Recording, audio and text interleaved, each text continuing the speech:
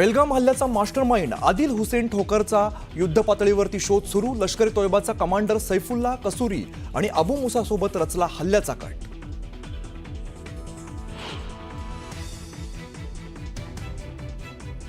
भारताकडून लष्कराच्या दहशतवाद्यांना मोठा दणका। लष्कराचा कमांडर शाहिद अहमद कुट्टे आणि एहसान अहमद शेखचं घर पाडलं।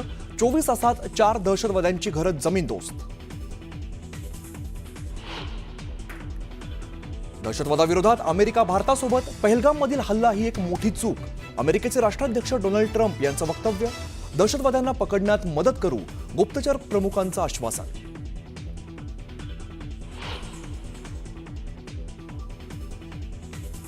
मालवणमधील शिवरायांच्या पुतळ्याचं काम 100% पूर्ण।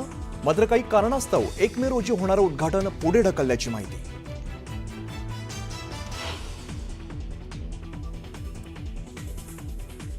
मुंबई विमानतळावरील शिवरायांच्या पुतळ्यावरून केंद्र सरकारची नोटीस। डीजीसीएच्या सर्वेक्षणानंतर शिवरायांचा पुतळा अडथळा म्हणून घोषित। शिवप्रेमींकडून संताप।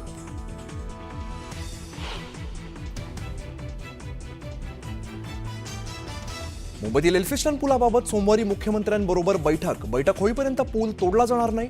आमदार कालिदास कोळंबकर यांची माहिती। स्थानिकांचं आंदोलन मागे।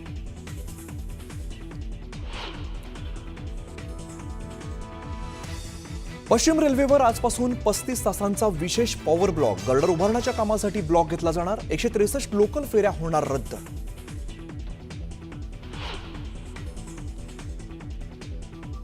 नाशिकच्या गोदावरी नदीतील पाणी वापरावरती बंदी आणण्यासाठी उच्च न्यायालयात याचिका। नदीचं पाणी पिण्यास बंदी घालण्याची मागणी। कुंभमेळ्याच्या आधी पाणी स्वच्छ न झाल्यास कुंभमधील स्नानावरही बंदी घाला।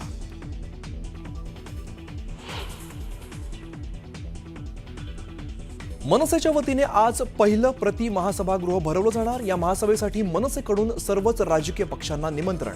भाजप मात्र गैरहजर राहणार असल्याची माहिती।